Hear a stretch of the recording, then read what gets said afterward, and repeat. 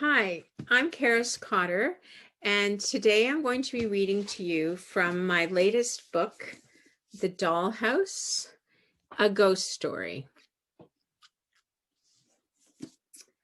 So, Alice and her mother have gone to live in a beautiful old Georgian mansion for the summer.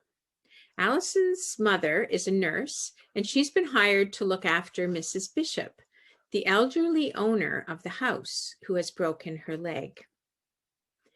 From the moment she first saw the house, Alice was convinced that it was haunted.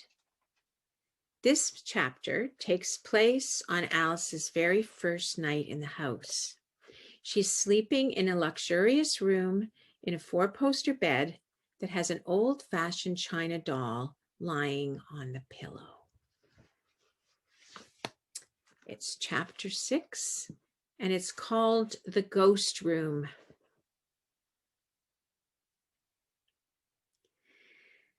I don't know what woke me up. I opened my eyes, and for a moment, I wasn't sure where I was. I seemed to be floating in some kind of pale green bubble, faintly lit from outside by a white light. My first thought was that I had somehow fallen into the jellied salad. But then I woke up a little more, and I realized that the green was the bed curtains that hung all around the bed, and the white light was from the moon. Someone sighed beside me in the semi-darkness. I froze. "Mom?" I squeaked. The person sighed again, and then there was a movement beside me, as if they had turned over. There was somebody with me in the bed. Was it the ghost Lily had told me about? I felt icy cold and burning hot all at the same time. I couldn't breathe. I tried to turn and look, but I couldn't move. It was as if I was suddenly paralyzed. I swiveled my eyes to the right. Something was there. A lump under the covers. A head on the pillow. "Mom?" I whispered, and then I managed to turn my head ever so slightly. A girl lay beside me, sleeping. She was about my age, with dark red hair and a few freckles across her nose. She was breathing softly. I stared at her. Was this the ghost Lily had seen? Who else could it be? But she didn't look like a ghost. Her chest was rising and falling gently as she slept. I have never been so scared in all my life. I wanted to scream, but I still couldn't move. All my limbs felt heavy, like I could never lift them. A pressure was building up in my chest, and I felt like I would burst. I needed to breathe, but I couldn't. She opened her eyes and looked at me. They were green, like the bed curtains. She blinked a couple of times. "Hello," she whispered, smiling. "Is it time to wake up?" The scream ripped out of me and just kept on going, getting louder and louder. I shut my eyes tight so I wouldn't see her anymore. Everything grew very dark. After what seemed like a very long time and a lot of screaming, there was a fumbling at the door, and my mother was at my side. "Alice, Alice, are you okay? What's wrong?" I opened my eyes. The girl was gone. The doll lay where she had been, with her head on the pillow and her auburn hair peeking out from beneath her lacy cap. For the second time in 24 hours, I saw my mother looking into my face with a worried frown. Her hair was every which way from sleeping. I started babbling about a ghost and a girl and Lily and the moon, and finally my mother gave me a little shake. You've had a bad dream, that's all. I'm not surprised with everything that's happened in the last 2 days. Take a deep breath and another. Obediently, I did my best to breathe slowly. But I could see the doll out of the corner of my eye, her red lips curved in a little smile. I pushed my mother away and picked up the doll. As I tilted her upright, her eyes opened. They were green. I started screaming again. My mother took the doll and crossed over to the toy cupboard. No, I yelled. Not in here, not in here. Take it away. Honestly, Alice, you're much too old to be carrying on this way about a doll and a dream, complained my mother, but she left the room, taking the doll with her. I tried to calm my breathing again.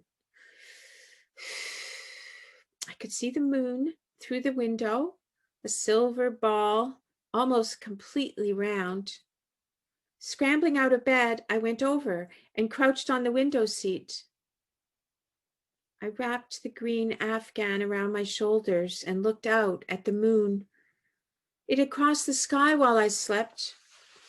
The terrace and the lawn were just as peaceful as they'd been earlier, but the shadows were leaning in the opposite direction. Gradually, I stopped trembling. My mother seemed to be taking a very long time hiding the doll. Then I heard muffled voices from the other side of the house. Great. I'd woken up the old lady. I got up and tiptoed across the hall and through the open door into my mother's bedroom. A door on the right led into a bathroom, which was connected to Mrs. Bishop's room by another door.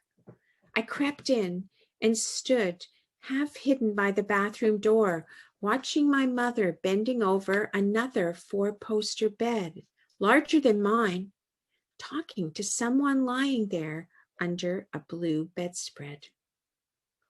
I'm so sorry, Mrs. Bishop. She hurt her head in the train earlier tonight, and it was very upsetting. It was just a nightmare, and she's okay now. Nightmare? Squawked the old woman. Nightmare? I thought at least she was being torn apart by wild animals. I never heard such a fuss. Let me make us all some warm milk, said my mother. Then we can all go back to sleep. No harm done. No harm done, snapped Mrs. Bishop. A ruined night's sleep? I'll pay for this tomorrow, and so will you. I'll be right back, said my mother, and came toward me. I stepped back and retraced my steps through her bedroom and into the hall. She caught up with me and put her finger to her lips. We went down the steep staircase in silence. I clung to the banister around the curve. As we descended into the shadowed hallway below, I kept looking over my shoulder. It felt as if there was something lurking behind me, watching. Where did you put the doll, Mom? I asked, clutching at her arm. I tucked it away in my room, so you don't need to think about it again, she replied. We went through the dining room, past the elegant table and chairs, to the doorway in the corner that led to the basement stairs. Once we were in the kitchen, Mom turned on the light. The room felt modern, and ordinary. I took in a shaky breath and sat at the table while Mum made the hot milk. I persuaded her that mine should be cocoa. It was just so real, Mum, not like a dream. I was awake. I'm sure I was awake. And Lily told me she'd seen a ghost in that room before, and she was so real, a girl with red hair. So it was Lily who put the idea into your head. Honestly, Alice, you have to get control of your imagination. And I wouldn't pay too much attention to what Lily says. Why not? What's going on with her anyway? Her mother was telling me. She's always been a bit slow to develop ever since she was a baby, and they can't exactly say what it is, but they think she'll never really grow up. She's like a small child, and she'll probably remain that way. So you see, even though she looks older than you, she's still at the stage where kids believe in ghosts and fairies and magic. Mom, I'm still at that stage. I believe in ghosts. Maybe not fairies, but definitely ghosts. If you could have seen this girl tonight, you would have screamed too, honest. It was terrifying. She was right in my bed, just like Lily said.